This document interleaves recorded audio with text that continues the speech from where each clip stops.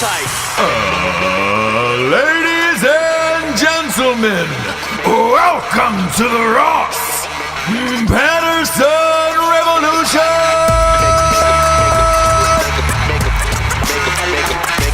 Brought to you by BlackRifleCoffee.com.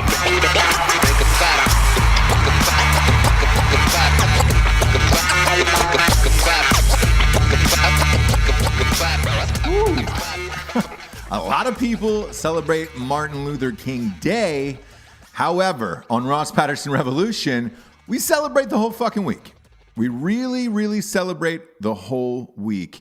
Jables, how are you feeling today? Because you look a little, I don't want to say under the weather. I want to say over the weather. Are you over the weather? Is that what it is? I've just been getting a lot of rest and drinking water. I have gotten nothing done. Yeah, just a lot of rest. Oh God! What if that was your face? imagine? What was that? What if that was your resting face? It's close. Yeah, it's, Like it's my not that resting close. face It's not is that like close. bitchy. But Is it? Let's see it. Let's see it. Let's see your resting bitch like face. if I'm just like at, I guess probably like the car wash the other day. Yeah. Of just like. Oh, yeah. That's cold. That's a very cold face. It's like this too with the lip. You don't do that. No, I might. Do you know what Might. I mean? I might. And you know why? It's because like I just don't. People are really annoying me. Why? Just normal things. At the car wash? Just people. Okay. Ricky Gervais talked about it the other day. Wait, what was your deal at the car wash in particular? At the car wash, not so much, but I was thinking at the movie theater. Yeah. I go out a lot, Yeah. apparently. You went to see Paddington. I went to see Paddington 2. It was so Paddington good. 2. Was it? Was it better than the first one? So good. I don't know if it was better than the first one, but it was just as good. Great. You were looking forward to that. That's great. I was. Took And our boy, our young son. our young, the young prince. Yeah. So what was the problem with the people at the movies? So it's packed. Sure. Okay, which was awesome. But Paddington 2 was packed. Yeah. Every seat was filled. This family comes in and they've come in late. Yeah. Okay. Yeah. And by late, I mean like the trailers are almost over. So it's dark. Sure. You should be in your seat. Right. Right? So they come in. It's a group of like four, a family. They all shuffle in. Oh, excuse me. Yeah. Sit down. Then one of them the mom, I think, turns to the dad and goes, okay, do you want to get popcorn, soda? What do you guys want? What? Yeah, you're already there. So you already like came in late, Yeah. shuffled in the dark, got into your seat, Yeah. and now you're gonna shuffle out again and get. Do you know what I mean? Yeah, you mean to tell me that you didn't have that conversation in the fucking lobby? the and lobby? then one of you And waited. grab it. Yeah. Grab it and then come in. One of you wait, bring your family in. One of you that's- come in. That's the normal thing. Yeah. One of you come in, throw a jacket. Sure. But it's just stuff like that and little things. It's mostly Triggered. people being unaware of anyone else In their space. in the world, Yeah. in their space. Yeah. That gets me the most. Oh, yeah. When someone just like doesn't even realize that there's anyone else in the world. Triggered. You got triggered at Paddington. I got triggered at Paddington. And it made me realize like I get really annoyed by stuff like just people. Sure. No, look, I completely understand it. That's horrible, but- Obviously, I do. You know I do. You do definitely. The amount of times that you go, oh God. Yeah. Oh, this woman. And I'm one of those people. This dude, yeah. I'll take my phone and shame people like on my Sure. Instagram story because it'll only last for 24 hours. And I don't know these motherfuckers. So I'll just be like, oh God, look at that person there. The fucking worst. The worst. Shoes off. Shoes off anywhere, by the way. That's not just planes for me. That goes anywhere. If you're taking your fucking shoes off, shoes and socks off somewhere out in public, I think you should be shot on spot. That's a level of, like Shot on spot for me. every place in the Can't stand world it. is my living room. Right. Every place in the world is my like domain. Yeah. There's no one else here. There's no one else around. Shot on spot. I saw a picture of a surgery the other day that got me, and I knew it would get you even worse. A guy lost his thumb Oh, I saw that. And they reattached a big toe to where his thumb was. I almost vomited all over the computer screen when I saw it. Disgusting. To the point of like, is that real? I don't know if it's real. Like stuff like that. I'm like, is it that looks real to me. Yeah. I mean, the scars were pretty goddamn big. Boy, isn't that weird? Stupid. You got a toe thumb? You have a toe thumb. You have a toe for a thumb. Imagine what the wet willies are like for that. Big toes. God. Big toes are really important too to walk. They are? So but my question was it his own big toe? Was it somebody else's big toe? Oh. You ever think about that? It could have been somebody who just died and they were like, oh shit, we can take this other guy's. So you, not only do you have a big toe for a thumb, but you've got a dead guy's big toe for a thumb. And that's your movable appendage. That's what you're giving a big thumbs up with some dead guy's toe. Ugh. Oh boy. It appeared to be real. It's going to live with you for a while, isn't it? You can taste it. I saw it, scrolled right past, and now you are making me like relive it in a real way. I'm a big fan of that. But I'm not. When I see disgusting shit, I like to have people live in it for a little bit. Right. The same way I did. Where it's just like, hey man, welcome to my world. Because if I had to see it, then you have to see it. Sure. And I get into some sick shit. You won't watch the other shit that I watch. Like decapitation videos, things like that. It's interesting because I'm so into murder. Yeah. I don't actually like to see the murder happen. The actual murder. Yeah. Like the suicide bomber who blew himself up. Like I watched that video 1,000 times where it was just like, oh my God, that's so great. I don't need to see that. Yeah. Yeah. So I get into all of that shit, and it's shocking because there is no bigger murder fan on the planet than you. I've said it's hard to explain. I think it would be weird if I loved all that stuff and murder. I think that would push me over the edge of like, do we need to talk? Do you know what I mean? Right. Where it's like, I like the mystery of it. I like putting the puzzle pieces together of like finding who it was and all of that. Right. And the like psychology behind why they did it. But I don't ever want to see the actual thing. Murder itself. Yeah. And then stuff with kids, it's hard for me to even think of. So that kind of stuff I don't really get down with either. Yeah, I can't watch that. That's probably my only no. Like I can't watch shit with kids. Kids getting fucked up or something happening, even injured. Like I don't like to watch those Vines or YouTube videos where they fall off a skateboard. Where it's like, dude, that kid's like 6 or 7 years old. I can't fucking watch that shit. That's my only the rest of it. Like, show me somebody getting their fucking leg chainsawed off on accident. Like, I'll watch that in a second. The other weird thing about it is I didn't know how many people were fans of murder until we started doing this show. Because obviously you're a huge fan. You've got Murderer's Row behind you. Does everyone know? Yeah. Not a lot of people know. Tell them, because we get a couple of shout outs. Yeah. Tell them who's behind you in your office. I have Dahmer. Of course, Dahmer. The most sympathetic of all the serial killers. Okay. Mm-hmm. Yeah. Right. A real story, a real guy, a heck of a dude. Yeah. Okay. Sure. And then, I like to have a little bit of everything, but we got a little Mick Jagger and Dolly Parton. Well, I'm a huge fan of both of them, and that's a nice photo. So we have Blood Brothers. The Menendez Brothers movie. I have Jim Jones. Not to be confused with Brian Jones. A lot of people do. Right. Jim Jones of Jonestown Massacre. Yeah. And then we have BTK. Dennis Rader. And that's your favorite one, right? This is my favorite one because look at him, you guys. Yeah. We have an audio and a video show, by the way. That's his church photo. Is it really? Yeah. So that's his like the photo that he took at church, or his family photo, something like that. But that's what's fascinating to me about this guy. Yeah. Is that he was that's your number one, right? I think that's my number one because, well, the more I read about him, the more I just think he's a big piece of pussy garbage trash. But the fact that he was, to be fair, he was already. Yeah. Listen, I don't love what he did. Yeah. But he was definitely a little sissy pussy boy. Okay. About it. Right. Right. And wasn't like that's still not your number one guy. Because I'm still fascinated by that. He was the first one that I was like, oh my gosh, someone can do all these horrible things, live in the community that he's doing them, be a pillar of the community, be like, Boy Scout leader in the church, literally could not get caught. People came to his house multiple times. Sure. And he was so good and normal. They were like, okay.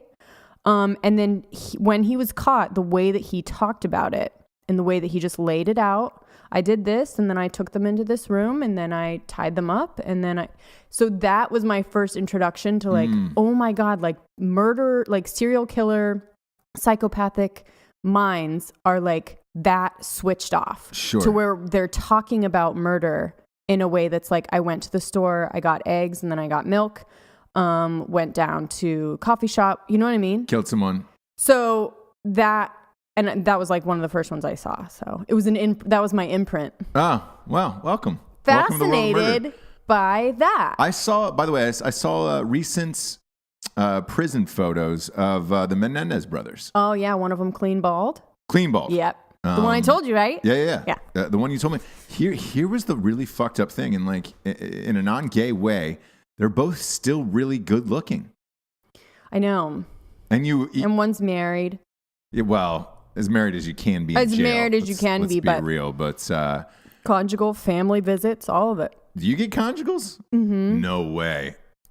Maybe not. I don't think you do. You don't get to bang in prison. Oh no, you do. It's just I forget which level you aren't able to. Okay. But you do pretty high. If you're on death row, no. Which I don't know if they are. I don't think they are. I think they are. I think they're still up for death penalty? I don't think so. Yeah, I mean, all these appeals and all this shit, I think what I read was the average wait time for death row is about 18 years. So you're kind of there till after the appeal. So I would say they're getting close. Maybe you can look that up when I do the sponsors. I was shocked at how good looking they maintain.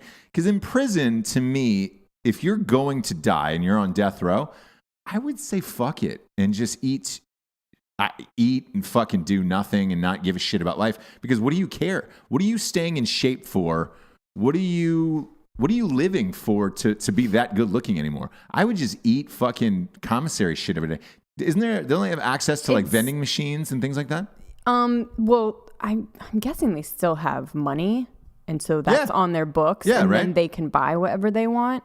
There's no vending machines, but there is like Cheetos. A store. Yeah, do you get Cheetos? And you can get whatever you want. And yeah. But you have to have money on your books to do it. They have money. They have money, so I'm sure they have all kinds of stuff. Why stay in shape? Why stay good looking? I think it's like anything else. It is a community. It is your life. So why do you want to look? Do you want your guy friends to be like, oh, he looks good? Or do you not care? Just in life. In jail? In life. In life, yes. In your life now. In jail, no. In jail, though, it turns into your life. Those are your friends. This is your life. This is people that you see. These are friendships, people that you're trying to scare, people that you... Do you know what I mean? That's what I'm saying. Like, it turns you're into not scaring anyone being the best looking dude in the prison. Like, you would think it would be the opposite of like, all right, cool. They're trying to get jacked. I don't know if they're trying to get good looking. Well, homeboy was super thin, and I was just like, good looking. I was like, Jesus, man. Like, to me, that's the first guy you fuck in jail. Okay, maybe he has a boyfriend. So I don't fucking know. But I would think that would be the opposite of like, hey, I want to look like the guy that you don't want to fuck. That would be my first inclination when I go to prison of like, all right, oh God, Ross Patterson is super good looking. How do we ugly him up and make him look like the guy you don't want to fuck? Easy. I throw in a quick 80 LBs. I never shave. Grow your hair out to a disgusting length where you look like a fucking homeless person. Then it's just like, all right, you're kind of warding off any would-be suitors. I would still wear makeup. Can you wear makeup in there? Yes. You can. You can get it. It's really crappy stuff, but you can. So you would still wear makeup in prison even though no one in the outside world was going to see you? It's still, okay, well, everyone knows girls wear makeup for other girls. They don't necessarily, like, we want other girls to think that we look good and want to look like us. We know that you guys actually don't like caked on makeup. You don't like a bunch of makeup, right? Yeah. We're not doing it for you. So you're doing it for other girls. Girls dress up and wear makeup mainly I can't really throw out the percentage, but it's a 60-40? high percentage that we do it for other girls. Why do we dress up? We're going with a bunch of girls to like book club, bachelorette, something like that. Yeah. We dress up for each other. We want each one of us to be like, you look good. Oh, I love that dress. And like That's envy of fucking it. weird, It man. is weird, but in jail, you're all girls. Yeah. You make your friends, you make your little, Right. cliques, and you would still, they do, and I think I would too, still wear makeup. Creepy. I would just give it up at that point and be like, Listen, I don't know what I would It is really what it do, is. but if we were on an island, let's say with just girls, right. and we had our makeup, like we would still get dressed up to hang out with each other on the island. Fuck, that's weird. It is weird. It's ingrained, I think. And not everybody's like this, obviously. There's some girls that don't either need makeup or want it or whatever. They don't do it. That's fine. But the people that do, they do it for other girls. I would say the opposite for dudes. If a bunch of dudes were stuck on an island, like oh my gosh, friends, you guys would forget beards, it. Forget it. Yeah, beards, fucking. I mean, it would be. I would have like old school Ricky Williams braids, like really like just Ricky Williams. yeah. Old running back for the New Orleans Saints and Miami Dolphins. I would have fucking dreads, just bearded up. I looked like Tom Hanks in fucking. Castaway. Yeah. That's what I would go full Hanks Castaway. Mm-hmm. That's it. Yeah. I don't even know if I'd wear the loincloth though. Like Matthew Dong Fox out. I'd go dong out. on Lost still looked good, but there were girls around. Yeah, and that was my biggest pet peeve with that too, where it was just like, hey bro, how are you still able to shave and not get, consistently keep a sweet ass 5 o'clock shadow? Like, and the hair was still trimmed up. Yeah, it was never like with a out buzzer. of control. I know. Like, where the fuck did all that shit come from? Interesting. Yeah, he still stayed great looking, and it was like, the rest of them didn't. Right. You know, they were on a desert island. Yeah, and then there's Matthew Fox, just sweeter than two bees fucking that guy. Oh, he is cute. Yeah, good looking dude. And I was just like, Jesus, man, you're lost. You're not fucking on stage right now, bro. And again, I would say if it was all guys, but there was girls there. It was girls. He there. was trying to. Yeah. Wasn't he trying to? And the girls looked slummed down. Like homegirl, Evangelista or whatever her name was. The lead opposite him, the girl, the chick that he was in love with. She didn't really appear to have any makeup on ever. She just had her hair tied back. And I think they casted her just like a naturally beautiful girl without makeup on purpose, where it was just like, hey, all right, cool. You're going to look like this. Yeah. But Matthew Fox, they didn't do that. They didn't do that shit. He had a full, not even any gray hair on that guy. He was still coloring up on the island. Yeah. He was still coloring up on the island. They didn't want him to, I bet, but he would just keep coming to set, and they're like, fucking A, dude. I know. He's just like, I won't do it. Why waste the good looks of Matthew Fox? It's true. Still going since Party of 5. I don't know what he's doing now, but I don't think he's still going, but he was going for a long time. yeah. I'll give him that. I think it's by but choice. I think it's done. I heard, I think it's by choice. I think he's one of those people that can just pop out and do another TV show tomorrow. Get on a procedural like that Chicago hospital or fire, whatever the fuck it is. He's one of those guys. I think it's by choice. You do 8 seasons of Lost. How many seasons of Party of 5? 6. Yeah. I mean, you're on TV for 15 fucking years. Why do He's I know probably that? just like, I need a break. Yeah. I need a break at this point. Like, Yeah. we should take her on ease, especially because he was living in Hawaii for all of Lost. You live there. Ooh. Yeah. And a lot of people, half the people said this. Half the people were like, oh my God, the island's beautiful and I'm adapted to the culture and I'm one of the island, Other people were just like, man, it's beautiful every day, but you're kind of stuck on an island and I don't really want to be here anymore. Like a lot of them were excited to go home because they were just like, I can't, I feel like I'm trapped on this island, and the time zone is weird because you're 5 hours behind the East Coast. So, you're doing shit and you're getting phone calls. You're 3 hours behind LA. Oh, God. 2 or 3 hours behind LA. It's, you're doing shit. People are probably hitting you up at 4 a.m. and it's just like, oh, hey, I get that it's 9 East Coast, but the doctor's still sleeping. Sure. Sure. The big guy's still asleep. The foxy fox. The fox is still sleeping. Well, we got off on a tirade at the top, but we got some sponsors who pay for this whole shit to be on the air. First and foremost, blackriflecoffee.com. Woo, having a little bit right now. Little taste, if you will. You're a big fan, aren't you? Black Rifle? Mm-hmm. Yes. Just black. Just black is your, I'm a just black gal. That's your blend. Mm-hmm. You're the just black. I'm the caffeinated as fuck guy. Their caffeinated as fuck is my favorite. This is the just black here. And they've also got, by the way, they've got the best mugs on the planet. They got tins, the ceramics. They got a person making ceramic mugs that are... Oh, yeah, those are awesome. Oh, God, I wish I had like 90 of them. I do love this black one, too. Yeah, this black one's classy as shit. This matte black one. I love it. Man, they got a ton of dope shit there. Their apparel's fucking dope. I'm always wearing this hoodie. I cannot take this hoodie off. It's the most comfortable thing. I don't know if it's fleece or cashmere on the inside or whatever the fuck it is, but this is the most comfortable sweatshirt I've ever owned in my entire life. But they got the best coffee, and they get a subscription to the month club. We have it. We get every day it shows up at our house, same day.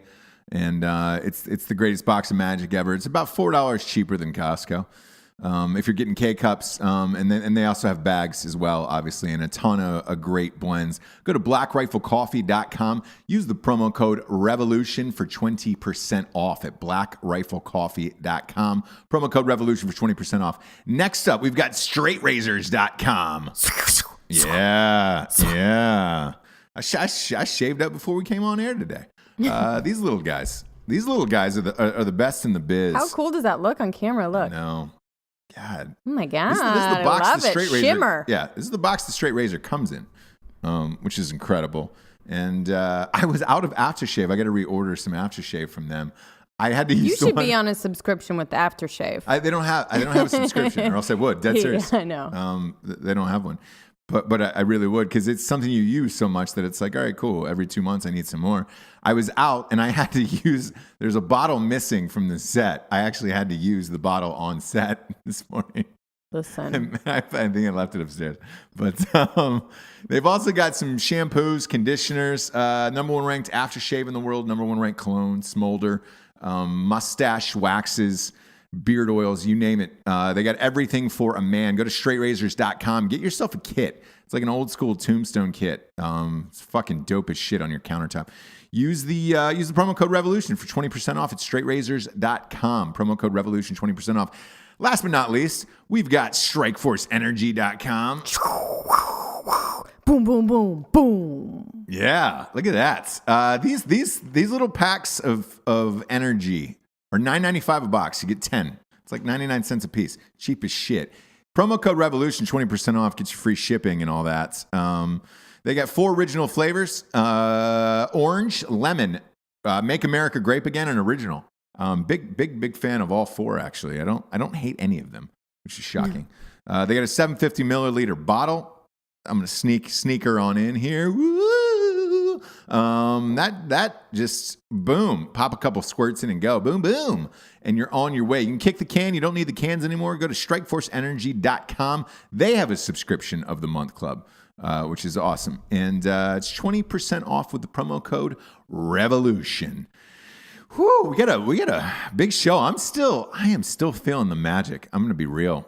The magic. Still feeling the magic of that Vikings Saints game. Oh. Holy shit. They're still showing reaction videos all over the country. The reaction videos are still coming in. Rappaport's my fave. Michael Rappaport was my fave. I ended up watching his Instagram story afterwards. He had a full meltdown. So he was there, or he was watching it somewhere? He was watching the game. Okay, and he decided, fuck it. I'm going to leave. He was in LA. He was at a restaurant, sports restaurant. It looked like one of the restaurants I used to go to in Washington. I think I know what sports bar he was at. Okay. For whatever reason, he left the game, and there was, I want to say, with 17 seconds left, it appeared it was over. There was a pass that was not caught, and the clock went down to 10. Mm-hmm. There was 10 seconds left, which to me they were on the 39-yard line.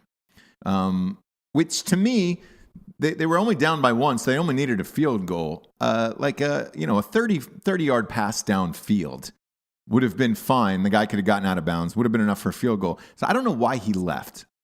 Because even a field goal win it, you didn't need the touchdown. They ended up getting a miracle touchdown, but you didn't need it.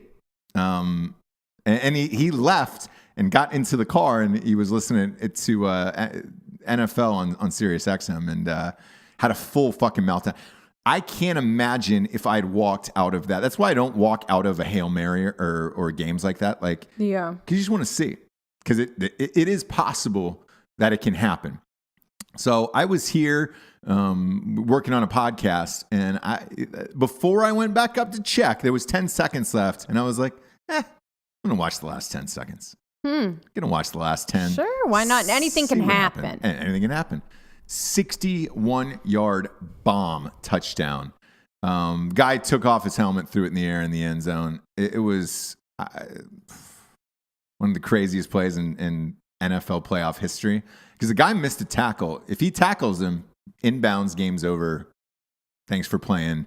And that was to go to the NFC Championship.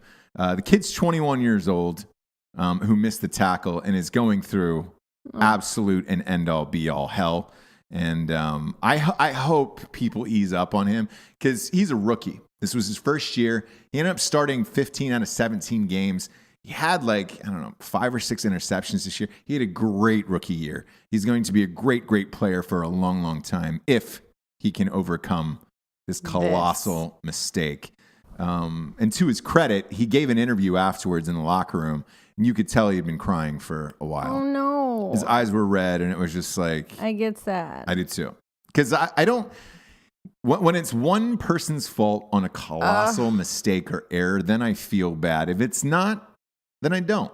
I just, like when the Falcons got beat last year, and it was Julian Edelman who caught that fucking miracle goddamn pass with his 2 fucking baby fingertips, and it was an inch off the ground or whatever. It was just like, I don't hate him for doing that, and there was no mistake made on that play. Mm-hmm. In that Falcons game, I pin on our offensive coordinator for not running the fucking ball. So that guy I fucking hate, Kyle Shanahan. I hate him forever. Mm-hmm. But it's not a 21-year-old player. This is a grown-ass man who's been coaching a lot of time. This kid just missed, he just missed the tackle, and you'll never forget that ever.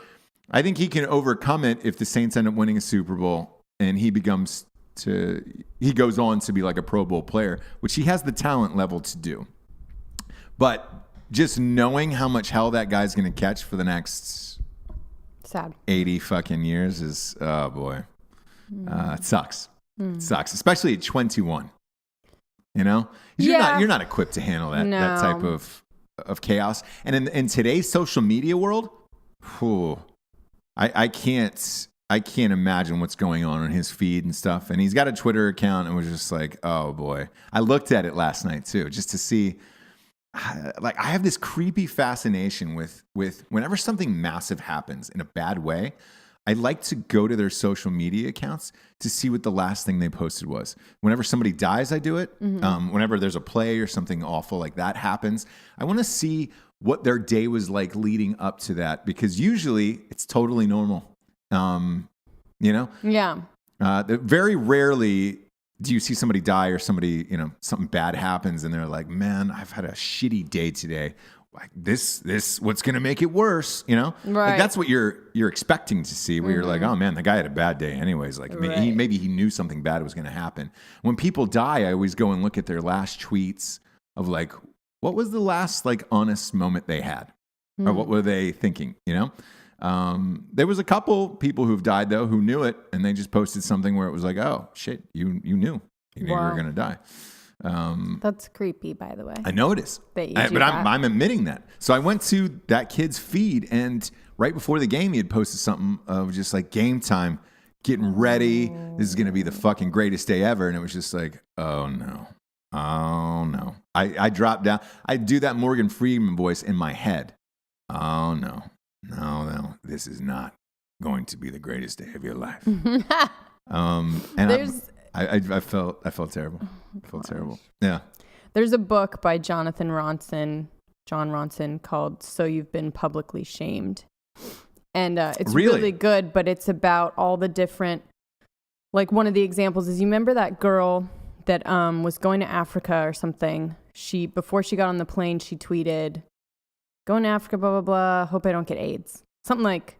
Oh yeah, something yeah, weird, yeah, whatever. yeah, When yeah. she got off the plane, Yeah. it was just like insanity. Like her whole life had completely crumbled from her sending that tweet, getting on the plane. She had lost her job. She had lost. I know exactly who you're talking about. So stuff like that. Yep. And the fascination that we have with like all of us getting on our high horse or whatever it may be, Sure. being better and publicly shaming people and like the crazy, like the ruining their lives.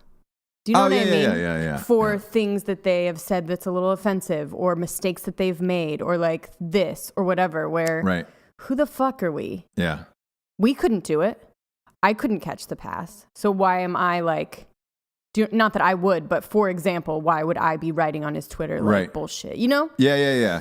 It's this thing that we have. It like makes us feel like, oh, we're better. We're gonna, you know? Yeah. And it's crazy what it does to some people's lives. And he has all these. So each chapter is a different story of things that you would remember like that. Where Sure. you're just like, my God, like, and we ruined her life over it, you know? Well, I think there's people find a reasoning behind it, right?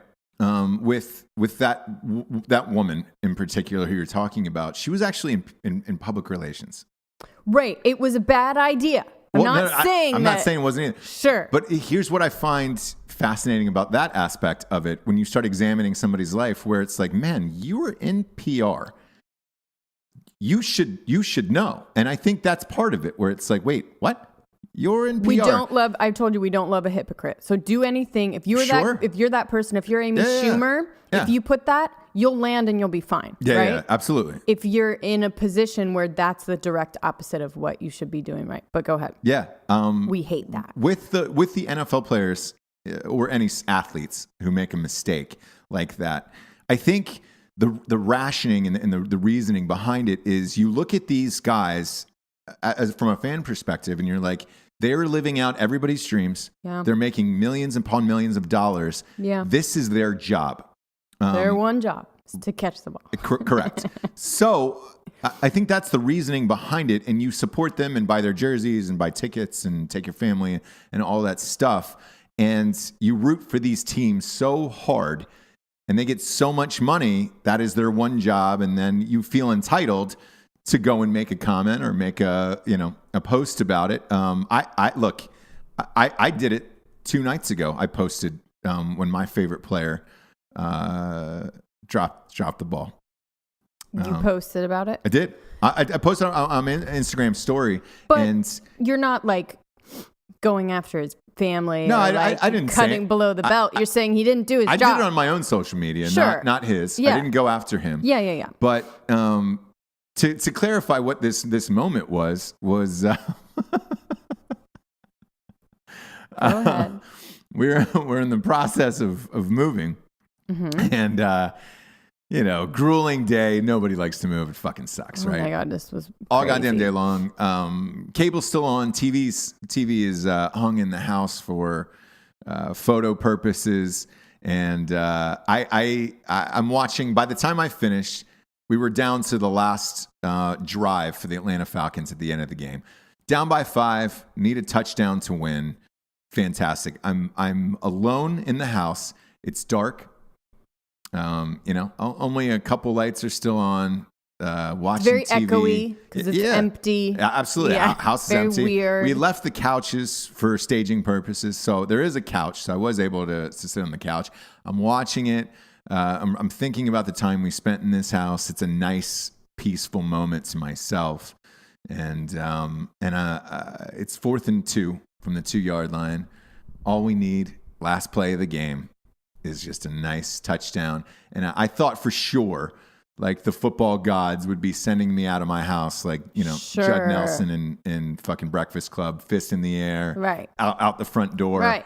And I remember this, like, warm, like tingling sensation like over my body, and I was never more confident in anything in my life. Boner? Yeah. A little bit of a boner? Half. Yeah, I had a half. Semi, if you will. I probably had 5.5 out of the 9 inches were there.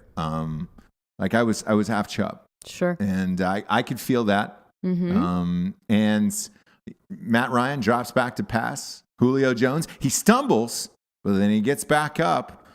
He goes to put his hands up. The ball is there. And I'm like, oh my God, this is it. This is the glory. Here we go. I've earned it. It's been an all-day move. It's my night. It's my time. It's my time. I'm going to walk out of this house for the last time as a fucking hero. It goes right through his fucking hands. Right through his fucking hands. One of the greatest receivers in the NFL, and goes right through his fucking hands. Ball falls. We lose. Chaos ensues. And boy, was that devastating. Is Matt Ryan not good? I don't know. The ball was there, so that like so this. It's him. I don't know. Yeah. This particular play and pass, the ball was there. Julio Jones should have caught that ball. I can't put this on Matt Ryan. We have a shitty offensive coordinator now who sucks. Steve Sarkisian is his fucking name. That guy has never been good at anything but drinking, and even that he wasn't that good. He got fired from USC for being an alcoholic. He had to go to fucking rehab. Of course, he was in LA. He was a coach for the USC Trojans. Of course, you're going to rehab in LA, you fucking pussy. But he's our offensive coordinator. Terrible. It was terrible play calling. But the one thing you can ask for is your team to have the ball with the chance to make the game-winning touchdown. And we had that. And it went right through his hands. So, even then, as shitty as Sarkisian was, Matt Ryan put the ball where it should have been. Julio Jones fell down, got back up, and then the ball went right through his hands. And I left the house. I mean, a loser. I turned off the light. And it was like the end of like a sitcom where, sha-la-la-la. It was like the end of fucking Family Ties or something where you're just like, you look around, and you're like, man, this was a good house and I'm a loser. I'm a fucking loser. And it was all because of my favorite team loss and it bummed me the fuck out. I know. See, that's what's fascinating to me about this football thing that you all love. Right. Is that, you're leaving your house. It looks great. You did a lot of work. Mm-hmm. It's awesome. So successful enough to have this and then move on to that is like awesome. And this little game can make you feel like a loser. I'll tell you why. To me, I can't. Total reasoning behind it. So, because I've dissected this a lot. Why people care so much about their teams, and why people are so diehard, aggressive, angry. There's fights. You travel. You spend money. Murder. Oh yeah, absolutely. People have been murdered at games. Yeah. At games, wives have been murdered. Friends. Yeah. I mean, fuck that guy at the Dodgers game. Look, everybody gets murdered at the Dodgers game, but there's a murder every time. Yeah, it feels like it. They started putting police in every row of the parking lot. When I was there for that playoff game against the Cubs, there was a policeman on every row of that parking lot. I was like, oh shit, there's a lot of fucking murders here. But the reason why people get so invested and they care so much and they're so fanatical is you go through your week. In most jobs, most occupations in life, typically you're trying to get through the week or something has been hard or difficult or whatever it is, but you have this one thing that gives you hope, that you root for. That's, it could be an underdog. You could be the favorite. Like in the Patriots sense, like everybody hates Tom Brady so fucking much and they hate the Patriots because they always win. Mm-hmm. So there's a lot of people that are rooting against them. So you kind of put these little milestones throughout the week to get you to the next game or the next thing so you can watch your favorite team do something that week. Why do I not need that? I think you do, but it's in a different realm. Like with the reality shows that you like to watch. I don't watch them like that. but I watch them when I'm like downtime, when I'm just like, I don't want to think about stuff. Well, so, okay, for yours, but I'm not like rooting for it. I don't need to watch them in succession. I don't need to see. But yours are podcasts then. Like a new podcast comes out, you go bug fuck. Like you lose your shit and you gun through all of them. You listen to them all day. Yeah. Yes. Imagine if you didn't have those podcasts to get through your day. Oh my God. That's what I'm saying. So I'd be alone in my own thoughts. No, thank you. No, thank you. Yeah. Okay, I get it, but I just like it's just not. So it's just not the same, and it's hard to explain that. But I think everybody needs some outlet. Everyone needs something. Yes. So a lot of people, exactly. Yeah. And a lot of people, that's what this is, and I think that extends into politics. Right. I think that it extends into life. Like you take hobbies. Some people. Yeah, people go nuts. Some people go cycle. Yeah. Some people hike. Exactly. Just walking, and you take, by the way. Yeah, you take things to the extreme, or you want to identify with some group and what it is. And, look, you take the president. Half the people hate him, hate Donald Trump, but they love it. They love to hate him. Keeps them going. And they keep posting about it all day long. And then they're looking for others who feel that same hatred. And it's like rooting against a sports team. It's actually not really that much different. So Joe Rogan doesn't like sports. He doesn't, except for MMA. So really? He doesn't like football, nothing. He's just like, what? I don't. He doesn't even understand it. College ball, all of that. But he'll get into these weird things, like obviously jujitsu, MMA. Sure. And then like he'll be the best at like bow and arrow. You know what I mean? Yeah. Or hunting, or like get into these weird things where he's like making his own leather knife or something. Right. But everyone has something. It's just, I don't think everyone's thing is football. Yeah, no. It's not football. 100%.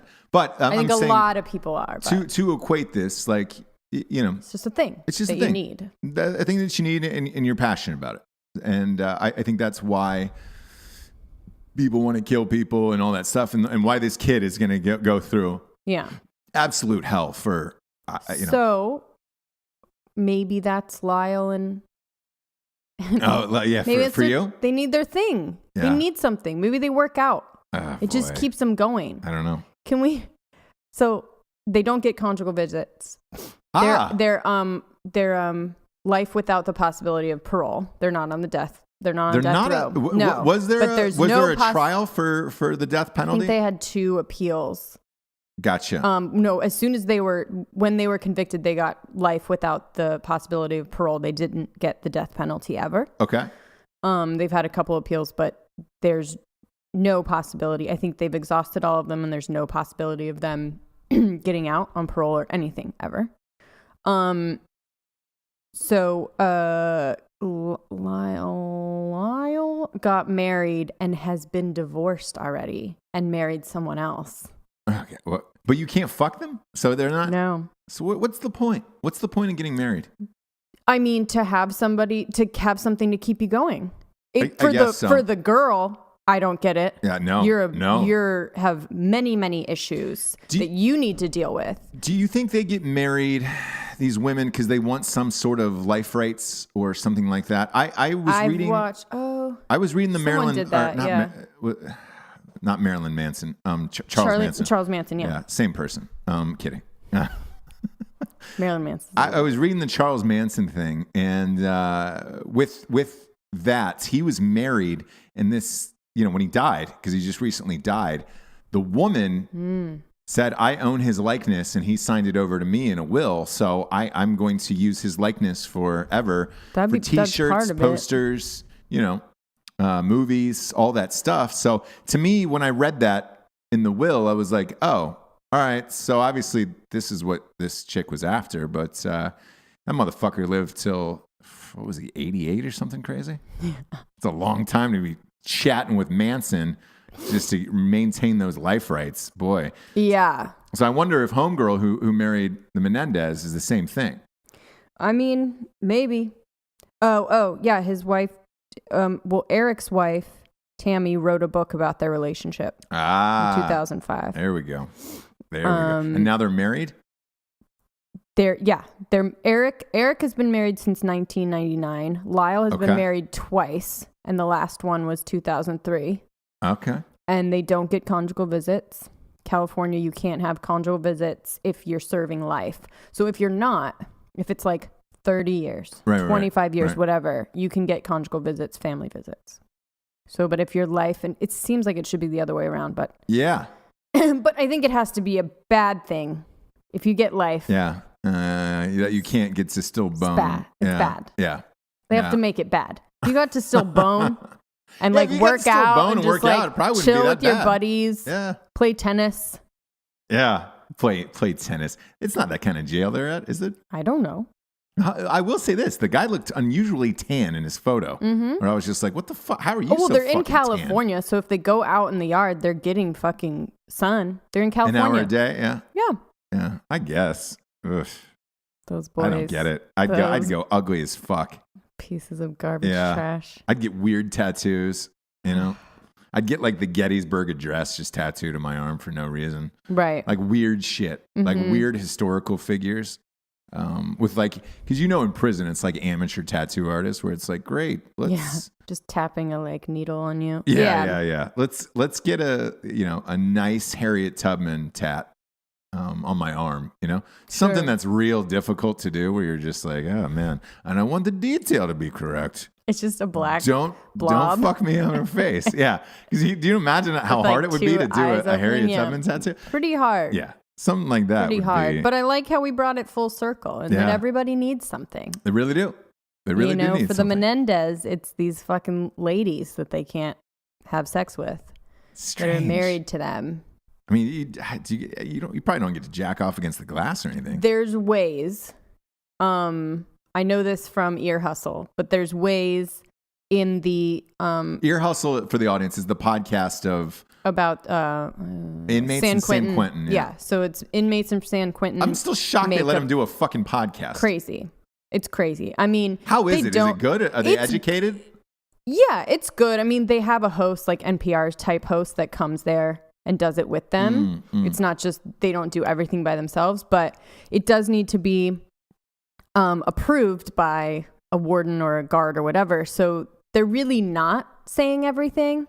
Right. Because if the guard has to approve it, they don't get to really tell us like exactly how it is. But they did say that when they're having visits, there are closets that you can go in. You're kidding me.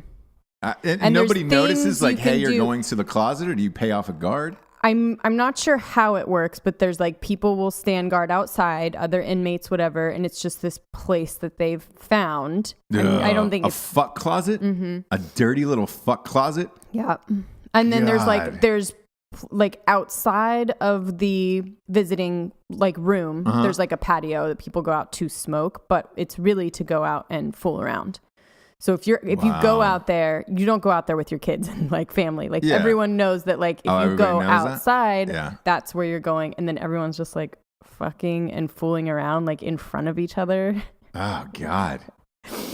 That's just prison is, it doesn't sound great. No. It doesn't get any worse I always thought it might be okay, but it really the more I hear about it, I don't think I would want to go. No.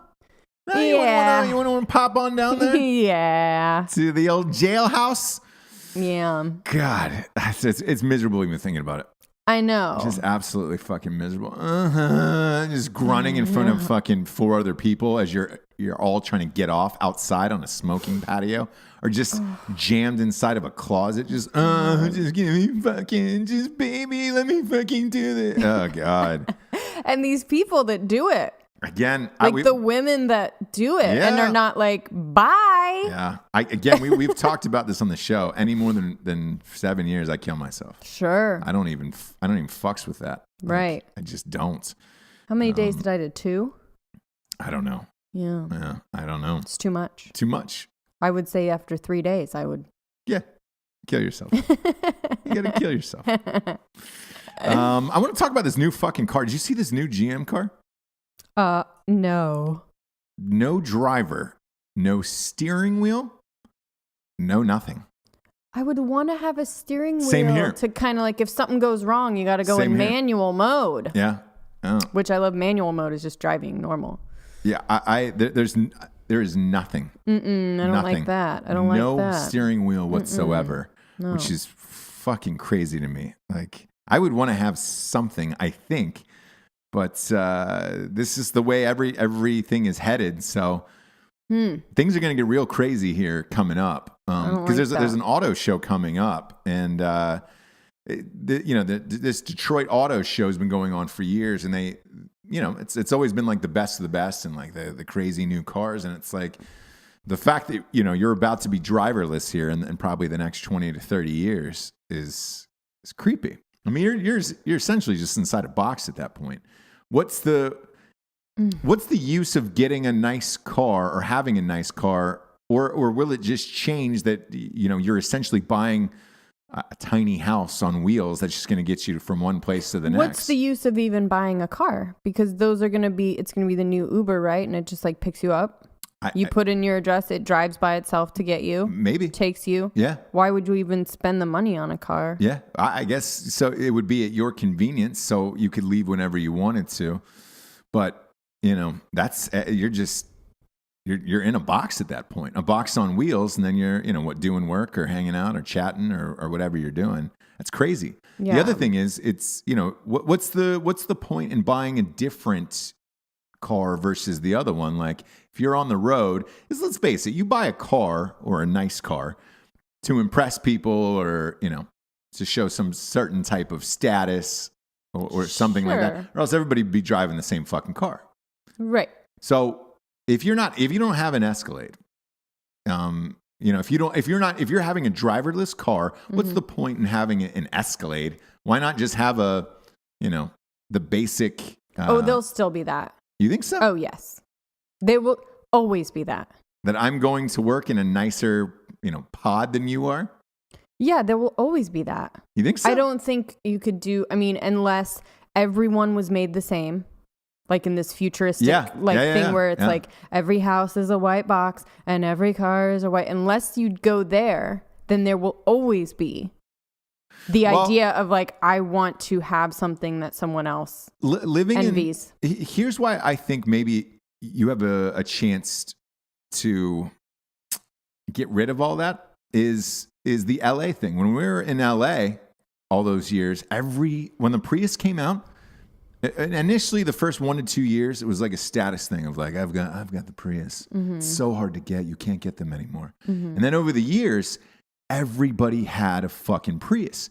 So everywhere you went, there was like 50 Priuses in the parking lot. Oh, God. And you look at it and you're like, oh, well, if everybody has the same car and it's for the same reason, because I don't know. I'm assuming people bought it because gas was so expensive in California that everybody switched to the Prius because remember, gas prices were insane. It was a way to show people that you are environmentally conscious, and that it was also some kind of status thing. But you're right, it was like turning into like homogenized, like everybody had one. Yeah, it was a little weird. They were all gray, and it got to a point because I had a Tahoe at the time, which is a big ass Tahoe. And like, I'm no lie, like people would give me dirty looks, and like, I can't tell you how many people would come up to me in parking lots. That. Yeah. And they were like, why do you have that? I remember that era in LA for sure. I remember that. Oh yeah. He drives like a big, like the Hummers were like being fucking like tires slashed and shit. Yeah. Like, and they were like, why do you have that? And I was like, oh, I like trucks and I'm from the South. Like, yeah, this fucking car's awesome. Because it's the car that I have. Yeah, and it was like, I'm a giant man. I don't want to sit in that fucking tiny Prius and pretend like everything's going to be all right. Because you put a guy like me, I've driven a Prius a few times. You put a guy like me driving, whoever's sitting in the back seat, good luck. You have have 2 inches of. I will say the first time that I drove it a really far distance, I was like, oh shit, like I get it.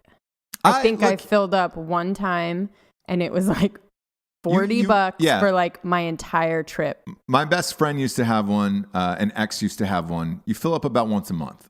It's crazy in LA. Yeah, if you have a normal job and traveling to, and yes, that is amazing. That is an amazing aspect of it.